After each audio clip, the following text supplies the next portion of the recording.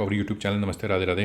पिछली वीडियो में हमने battle of Vedara, 3 Carnatic wars और battle of Wandiwash, battle of Buxar और इलाहाबाद की ट्रीटी पड़ी थी। आज हम इससे रिलेटेड एमसीक्यू देखेंगे। पहला क्वेश्चन है, the battle of Vedara was fought between which 2 European powers in India. Vedara का युद्ध भारत में किन 2 यूरोपीय शक्तियों के बीच हुआ था? क्या वो ब्रिटिश फ्रेंच है, क्या वो ब्रिटिश डच है, क्या वो फ्रेंच डच है, क्या वो पोर्चुगीज एंड ब्रिटिश हैं? तो कौन है वो? ब्रिटिश एंड डच, है ना। जैसे फर्क क्या करेगा, ईस्ट इंडिया कंपनी को टैक्स फ्री ट्रेड राइट देगा और उसके बाद ईस्ट इंडिया कंपनी सोचेगी कि बस हमें अपना क्या करना है, कंपटीशन खत्म करना है। बैटल ऑफ वेदरा से उन्होंने किसको साइड लाइन किया था? तो डचों को। Next question, which treaty ended the first Carnatic war 1746-48। प्रथम कर्नाटक युद्ध 1746-48 में किस संधि से समाप्त हुआ था?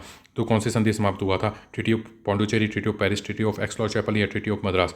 तो वो हुआ था ट्रीटी ऑफ एक्सलॉ-चैपल से समाप्त हुआ था। इसमें क्या समझौते में क्या हुआ था कि फ्रेंचों ने, ठीक है, फ्रांसीसियों ने जिन ब्रिटिश एरिया पे कैप्चर किया वो क्या करेंगे? ब्रिटिश को वापस कर देंगे, और ब्रिटिशर्स ने जिन फ्रेंच एरिया पे कैप्चर किया वो क्या करेंगे? फ्रेंचों को वापस कर देंगे। तो फ्रेंचों ने इस ट्रीटी के बाद किसको? मद्रास को ब्रिटिशर्स को वापस कर दिया था, ठीक है। और ट्रीटी ऑफ पौंडुचेरी से कौन सा युद्ध समाप्त हुआ? तो सेकंड कर्नाटक वॉर समाप्त हुई थी। वो कब हुई थी? 1754 में। और ट्रीटी ऑफ पेरिस से कौन सी कर्नाटक वॉर की समाप्ति हुई थी? तो थर्ड। तो वो कब हुई थी? 1763 में, है ना।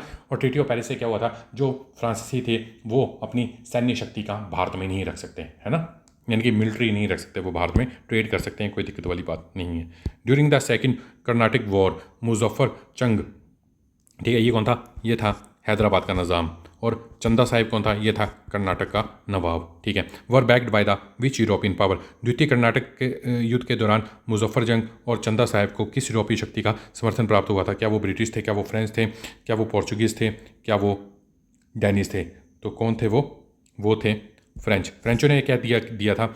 अपनी मनपसंद के वो क्या रखना चाहते थे? साउथ में मतलब नवाब रखना चाहते थे, जिससे क्या करेंगे? वो फ्रेंच की तरफ से क्या करेंगे? ब्रिटिश जो डोमिनेंस है उसको ख़त्म करने की कोशिश करेंगे, ठीक है सर।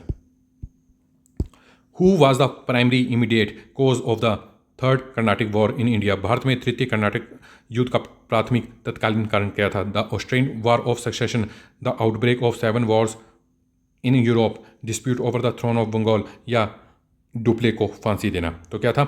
यूरोप में सप्तवर्षीय युद्ध की शुरुआत। और जैसे ही यूरोप में शुरुआत होगी तो फ्रांस और जो ईस्ट इंडिया कंपनी है, फ्रेंच ईस्ट इंडिया कंपनी और ब्रिटिश ईस्ट इंडिया कंपनी, वो भी भारत में क्या करेगी? लड़ना स्टार्ट कर देगी, ठीक है sir.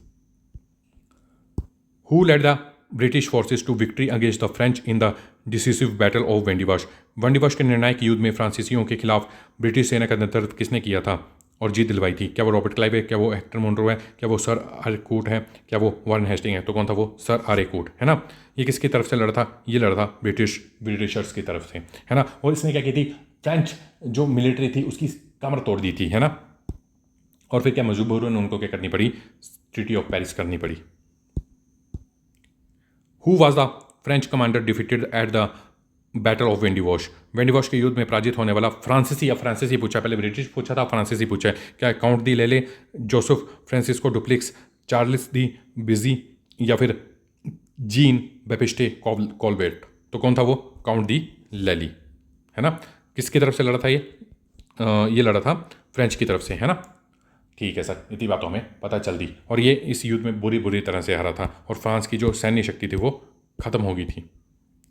The battle of Buxar was fought between the British East India company and a combined alliance who among the following was not a part of the alliance. Buxar का युद्ध ब्रिटिश ईस्ट इंडिया कंपनी और एक संयुक्त गठबंधन के बीच लड़ा गया था। निम्नलिखित में से उस गठबंधन का हिस्सा नहीं था। तो मीर कासिम तो था, ठीक है, तो सुजाऊ दौला भी था, शाह आलम द्वितीय भी था, लेकिन सिराजुद्दौला, ये तो बैटल ऑफ प्लासी में था, ये कहाँ से आ गया, है ना। ये नहीं है, तो आंसर भी यही है, पूछा ही नहीं है तो आंसर भी यही है, ठीक है। तो मीर कासिम कौन था? बंगाल का नवाब। शुजाउदौला कौन था? ये अवध का नवाब। और शाह आलम द्वितीय कौन था? ये था कौन? मुगल सम्राट। वर्सेस कौन थी? East India company. East India Company की तरफ से कौन लड़ रहा था? तो वो लड़ रहा था हेक्टर मुनरो, ठीक है। अब ईस्ट इंडिया कंपनी दिमाग में चल रहा है कहीं ना कहीं, अगर हम यहाँ पे कौन है? मुगल सम्राट है, कहीं ना कम हम मुगल सम्राट को गिरा दें तो हम क्या कर सकते हैं? हम भारत को कैप्चर कर सकते हैं, है ना। क्योंकि मुगल सम्राट हो ना हो, पूरे भारत का सम्राट है, अभी भी वो भारत का क्या है? सर्वोच्च पद पे है ना। तो दिमाग में चल रहा था और आगे होगा भी ऐसे ही, और ईस्ट इंडिया कंपनी क्या होगी? इस युद्ध में जीत जाएगी, ठीक है। Who commanded the British East India company army during the battle of Buxar? Buxar के युद्ध के दौरान ब्रिटिश ईस्ट इंडिया कंपनी की सेना की कमान किसने संभाली? तो आप दे दोगे आंसर। कौन था? Major Hector Munro, Robert Clive, Robert Cornwallis, Arthur Wellesley, है ना? तो कौन था? वो था major Hector Munro. Next question, Mir Qasim, a key figure in the events leading up the battle of Buxar was the deposed nawab of which region? Buxar के युद्ध की पृष्ठभूमि में महत्वपूर्ण भूमिका निभाने वाला मीर कासिम किस क्षेत्र का उपस्थ नवाब था? क्या वो अवध है, क्या वो बंगाल है, क्या वो हैदराबाद है, क्या वो मैसूर है? तो अभी बता दिया मैंने, क्या है वो? बंगाल का नवाब। Next, who signed the treaty of Allahabad on the behalf of British East India Company? British East India Company की ओर से इलाहाबाद की संधि पर किसने हस्ताक्षर किए थे? क्या वो वारेन हेस्टिंग है, क्या वो लॉर्ड कैनिंग, क्या वो रॉबर्ट क्लाइव, क्या वो हेक्टर मुनरो है? तो किसने किए थे? रॉबर्ट क्लाइव ने। ठीक है, क्योंकि बैटल ऑफ बक्सर जीत गए थे, उसके बाद क्या हुई थी? इलाहाबाद की ट्रीटी हुई थी, और इलाहाबाद की ट्रीटी में मुगल, है ना, मुगल जो सम्राट था, कौन, क्या नाम था उसका? शाह आलम द्वितीय ने क्या किया था? इनको बंगाल, बिहार और किसके? उड़ीसा, है ना, और उड़ीसा के क्या दे दिए थे इनको? रेवेन्यू राइट्स दे दिए थे, यानी कि यहाँ से क्या कर सकते थे? ये रेवेन्यू कलेक्ट कर सकते थे।